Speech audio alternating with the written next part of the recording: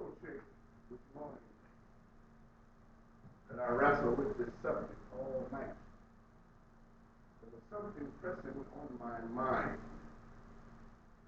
I wanted to make sure that when I delivered this lesson, that I was as clear as I possibly could be. Our president gives his State of the Union address. I am giving my State of the State address. This is my State of the State address.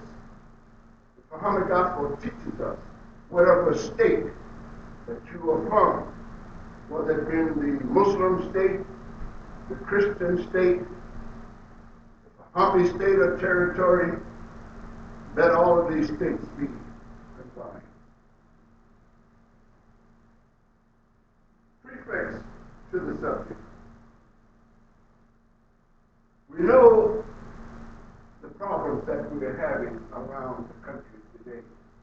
There's a lot of turmoil that's going on in and around the country today.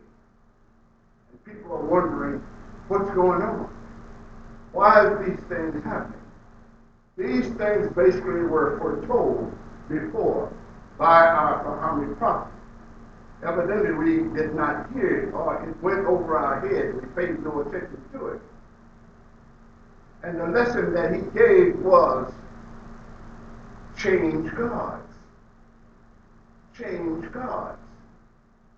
The reason why we are being subjected to what we are being subjected to, our people, is because of the change of God. Every time you bang your hand on the counter or you drop something on your foot, first thing you say, "Oh, Jesus. Oh, Jesus." You don't say it. Some people say it. They cannot get away from that concept of Jesus. Therefore, my lesson was based around the concept of changing God.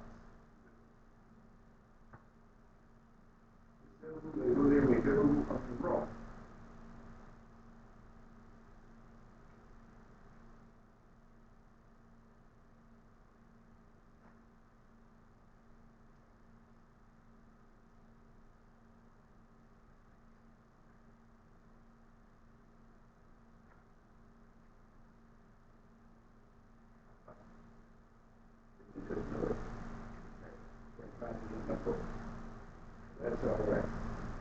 We're going to move on. It's in there.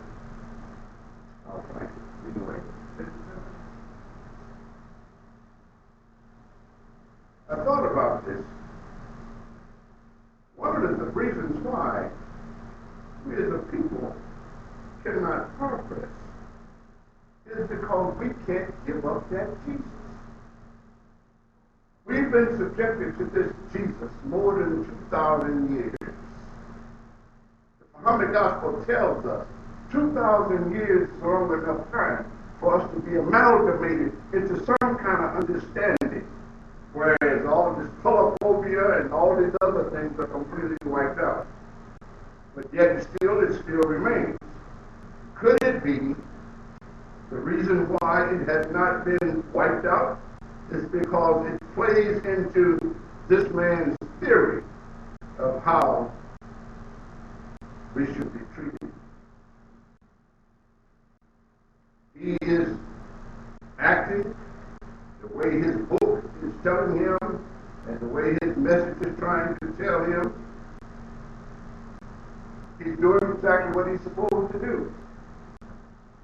So let's look at the concept of change gods. Change God's trademark of the world. Soul force is the greatest power in the world.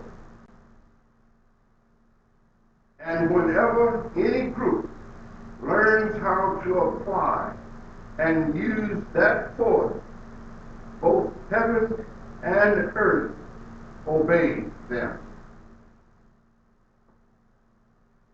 This was the force used by Atum Akhenaten, Enoch, Thutis, Buddha, Jesus, Krishna, Zoroaster, and all the prophets and sons, Methuselah, Moses, Abraham, Melchizedek, Melchizedek, and daughters of God. The priest would call him Melchizedek. Nebuch had a razor. That's a joke. And Muhammad, the master prophet, and Ahmed of India, the promised Messiah, and also Gandhi, the Mahatma. When one people, when one people are scorned, hated, ignored, and oppressed by another people, it is mostly because the weaker and oppressed have not got sense enough to leave the gods of their oppressors alone. Wholesale slavery and foreign culture made the Negro. It's a made world, made word. Wholesale slavery and foreign culture made the Negro. We were not Negroes when we first came here. But when we were put on that boat and brought here, automatically everything changed. The Negro, so to speak, was born.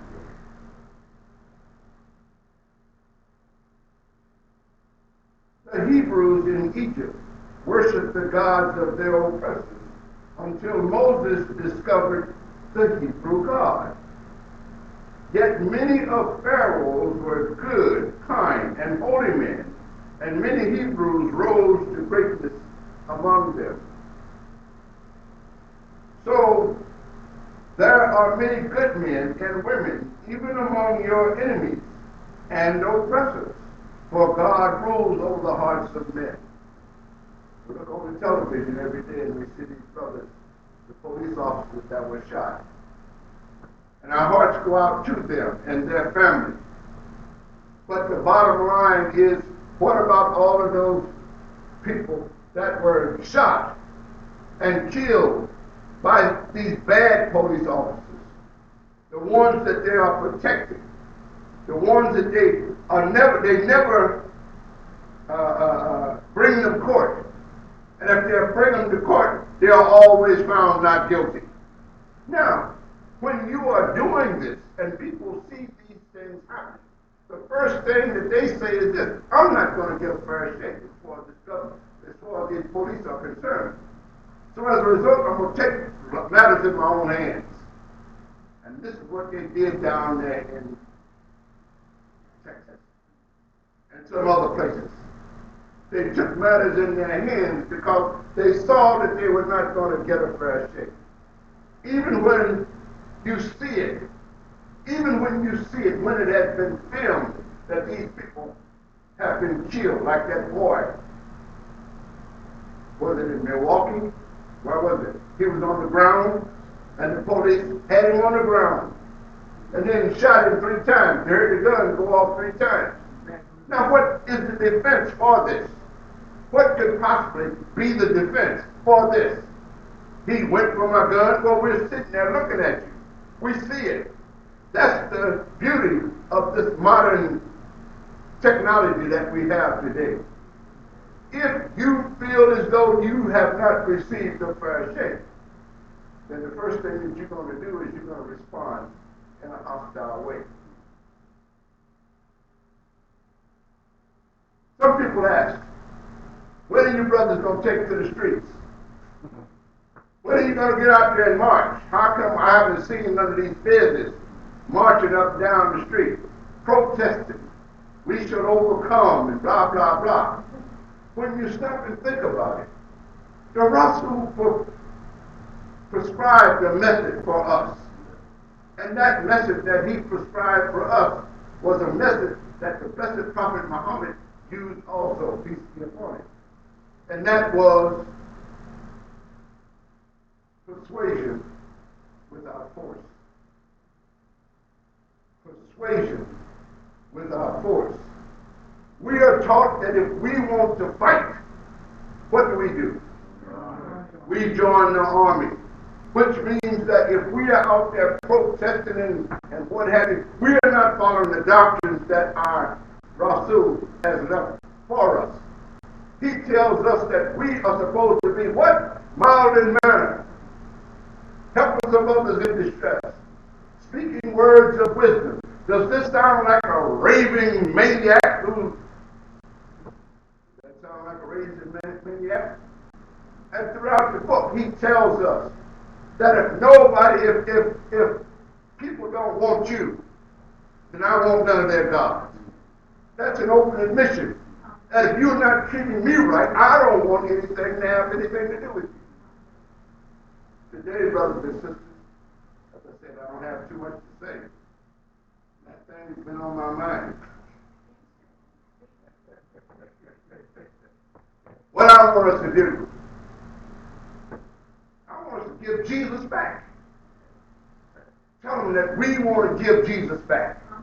You all gave him to us. You didn't want us to have him in the first place. You wasn't even allowing us to even read. Now, peacefully, I want to give him back.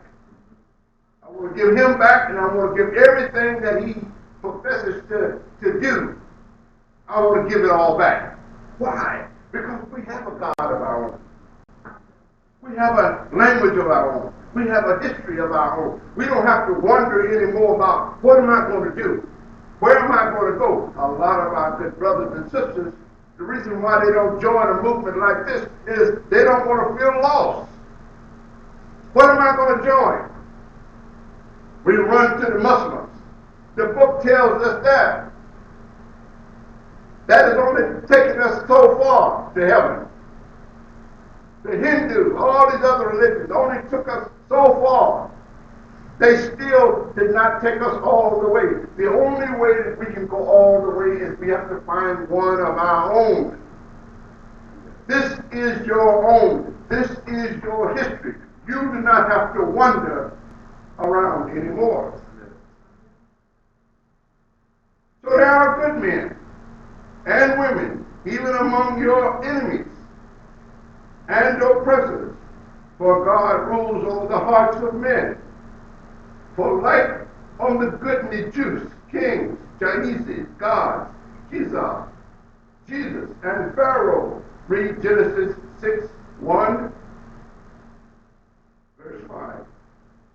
And it came to pass when man began to multiply on the face of the earth, and daughters were born unto them.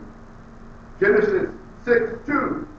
That the sons of God saw the daughters of men, that they were fair, and they took them wives, all of which they chose. Brothers and sisters, we have been fighting this thing for some time now. We have fallen away from grace. We've fallen away from grace because we were disobedient. We let another head rule us. We let another head rule us. And we turned from pure Islam into idolatry. And as a result, we are following false gods. Gods who will not elevate us. Gods whose purpose is to keep us into the same situation that we are in, oppressed. Jesus has oppressed us with that philosophy. We are being oppressed every day by the preachers and the rabbis and all these other people because we have no knowledge of a God of our own. We have it here. We have it here. We say this is what? A new lamp? A new lamp of knowledge. That's exactly what it is. The Rasul was not a dummy. The Rasul knew exactly what he was talking about when he wrote this book, and he put these things in the book. Many paragraphs in the book go back to, if people don't want you, then I don't want any of their gods.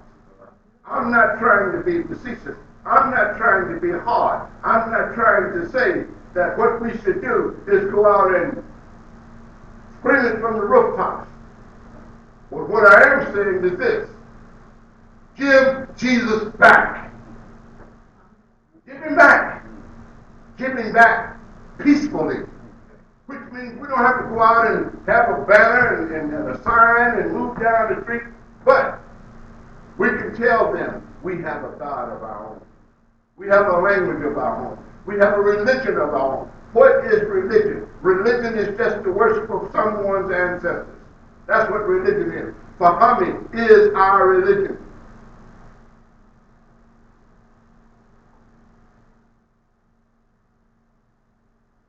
Genesis 6:2.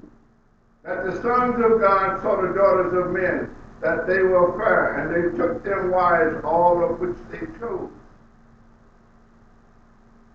This particular verse here tells you that the gods, your ancestors, were here on this earth before the coming of man, or the making of man. Remember now, when man began to multiply on the face of the earth, Genesis 6:3, and the Lord said, my spirit shall not always strive with man, for that he also is flesh, yet his days shall be 120 years. This verse explains that the ancient Egyptians knew just how long a person would live in those days. These ancient Egyptians were the Negroes' ancestors. That's another thing. If we are talking about our ancestors, who do you think their ancestors are? If the God idea was first introduced by our people, who do you think their ancestors are? The difference is, brothers and sisters, one of these days I get to pay it. The difference is, we claimed it. We claimed it first. We claimed it first. Even though the ancestors that we are talking about are their ancestors also. But the question is, they didn't claim them. We did. We say that we are the fathers of all mankind. He could have came up and said, I'm the fathers of all mankind, but he didn't.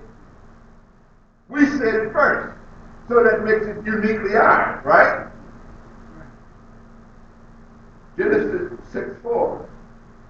There were giants in the earth in those days, and also after that, when the sons of God came in unto the daughters of men, and they bare children to them, the same became mighty men, which were of old, men of renown, which means that these sons of their fathers of the gods became children of fame. They were physical and mental giants who did wonders in the land.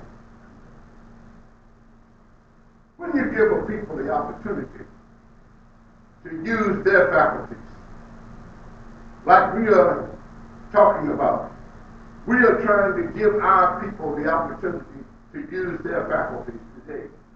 There are so many inventions that have not been invented yet.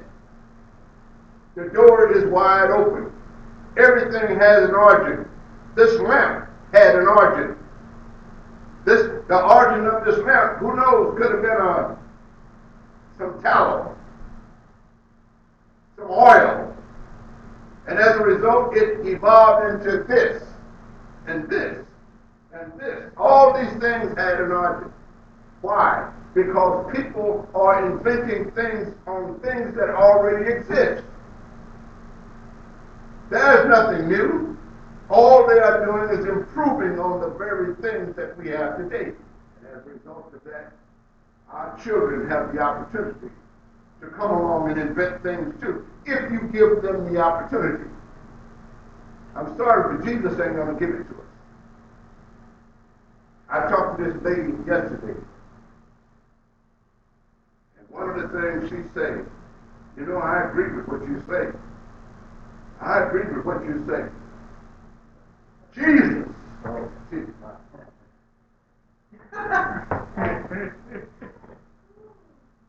You say that you agree with what I say, and then you invoke the Spirit of Jesus. Evidently you didn't understand what I was saying. You invoked the Spirit of Jesus. Why? Because Jesus is the Savior. I hate to say it, sisters and brothers, but we have no control over our women. We have no control over our women. We can't tell them nothing. Because they haven't seen nothing with us. They haven't seen us do nothing. All they saw was a bunch of weak-kneed, jelly-kneed men who lacked bravery and who lacked stamina, who didn't stand up and protect them like they were supposed to be protected. They didn't see that. So as a result, what did they do? They flocked to the one that would protect them. And he was who? Jesus. Jesus. Oh, Lord. Jesus, Lord, Jesus. Jesus. Man, I got so tired of listening to this woman say this. But yet still she could come along and give me verse by verse. Yeah, we're being oppressed. The book says it again. It says, what ails a people? These are the verses in the Islamic gospel. It says, what ails a people who know these things, but what? Don't believe it. They don't believe it. They know it. You can repeat it verse by verse. But yet still you don't believe it. You don't believe that you are God. Jesus said it. Is it not written in your book? I say ye are gods. Now I say ye are God. And oh, I ain't no God. Why? Because God is somebody that lives up on high. God is somebody that walked the water. God is somebody that fed so many people with a loaf of bread and mystical stuff. Mystical things. All of these things were used to keep you all bound all up. All of these mystical stories. A man having a baby, a woman having a baby without the agency of sex. It had never been done before. And if it had never been done before, how did she have it? No. She had it because the Holy Ghost put it there. See, these are things we laugh at. We laugh at. But I mean, you got people who believe this. The Holy Ghost. Logic. Common sense. Common sense is what kind of sense? Common sense is good sense. My reasoning tells me that if the Holy Ghost had the power to make a baby, what am I here for? What am I here for? The Holy Ghost was a man. The Holy Ghost was a man. But her husband didn't believe it. And he really wanted to put her away privately, that the rest of the people would not see his wife getting bigger and bigger, knowing all along that he did not impregnate her. He wanted to put her away. So the spirit or the angel came to him and told him,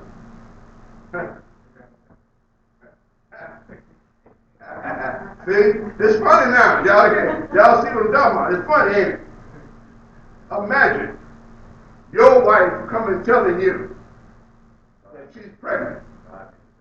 And God made this baby. And what made it so bad, he was not a human being, but he was a Holy Ghost. He was a ghost. Would you believe it? He didn't believe it either. Why? Because it had never been done before. But yet still, we had 15 people who all professed to do the same thing that Jesus were attributed to. Raise the dead. Feed the sick. Heal the sick. Raise the dead. And all these things were attributed. 15 people. Long before Jesus even came on the scene. This is the history of your noble ancestors who graced the land of Ham. Genesis 12, 14, and 20. And it came to pass when Abraham was come into Egypt, and the Egyptians beheld a woman that she was fair. Genesis 12, 15. The princes also of Pharaoh saw her and commended her before Pharaoh. And the woman was taken unto Pharaoh's house.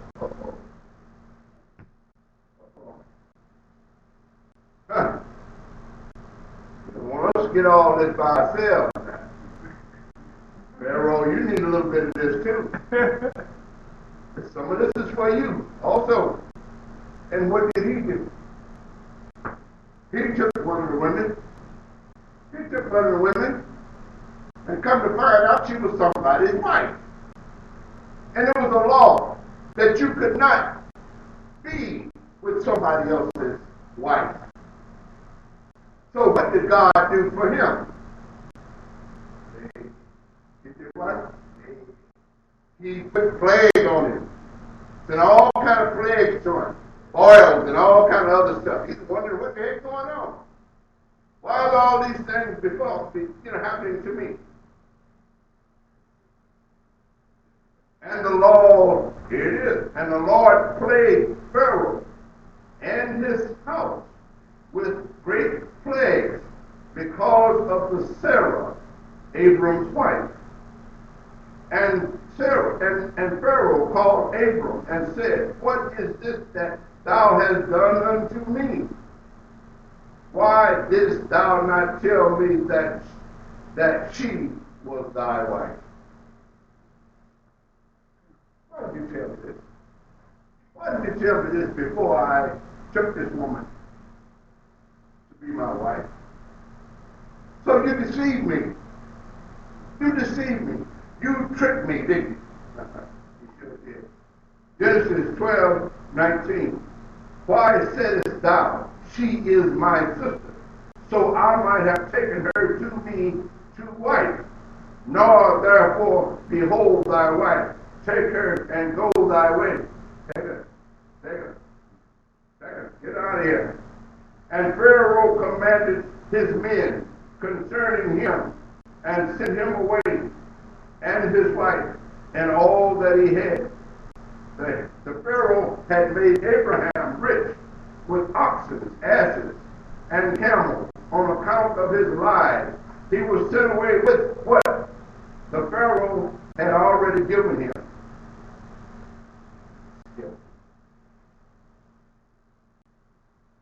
This particular chapter in the Gospel is teaching us about changed lives. It's trying to emphasize to us that our strength lies in the fact of us changing lives. We cannot continue to call on Jesus and look for Jesus, or look for the people of Jesus to come along and raise us as a people.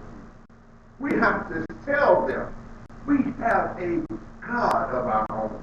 We have a culture of our own. We have a language of our own. We do not need you anymore, sir. We have prayed to you. Was Jesus asleep? Did he not hear the prayers of these people? Was he asleep? Why did he not deliver these people? Could it be that he wasn't your God?